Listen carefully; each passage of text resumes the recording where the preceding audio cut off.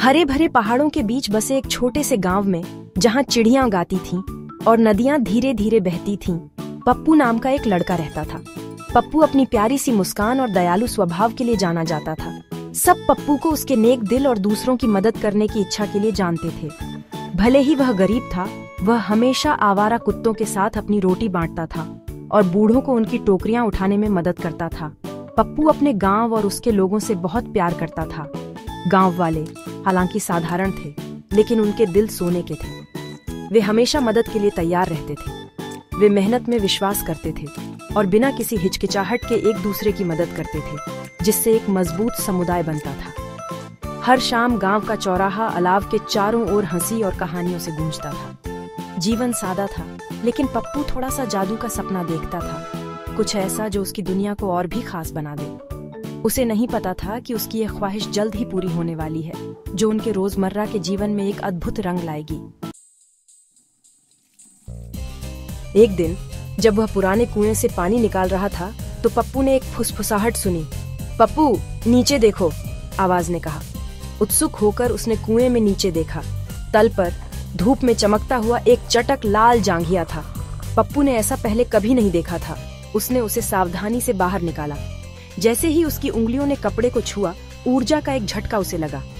यह कोई साधारण जांघिया नहीं थी, यह जादुई थी। फुसफुसाहट जारी रही। इसे पहनो पप्पू, और तुम्हारी इच्छाएं पूरी होंगी।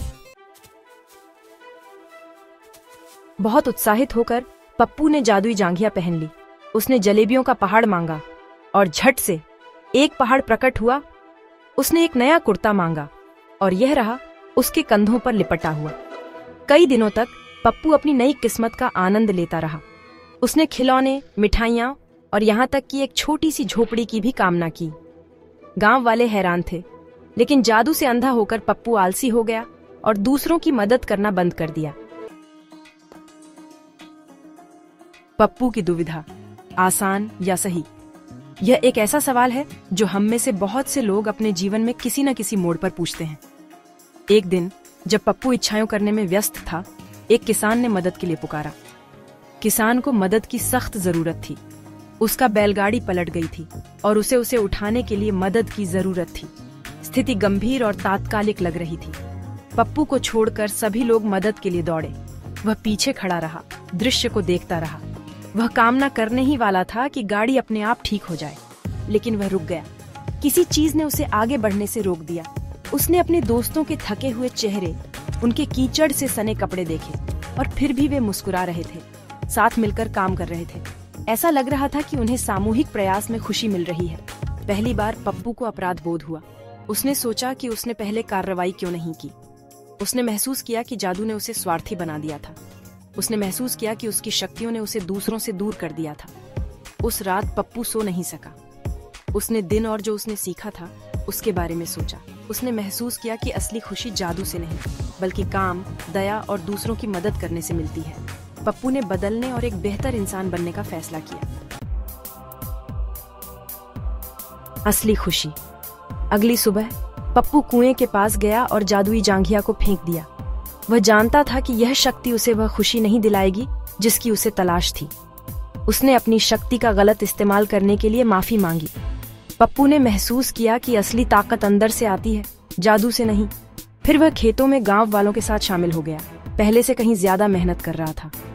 हर दिन वह जल्दी उठता और देर से सोता। कुछ अलग करने की ठान ली थी। पप्पू में आए इस बदलाव को देखकर गांव वाले हैरान रह गए। उन्होंने कभी किसी को इतने समर्पण और जुनून के साथ काम करते नहीं देखा था। उन्होंने उसका खुले दिल से स्वागत किया। पप्पू समुदाय का एक सम्मानित और प्रिय सदस्य बन गया। पप्पू ने अपना सबक सीख लिया था। उसने महसूस किया कि खुशी केवल ईमानदार प्रयासों और दयालु हृदय से ही पाई जा सकती है।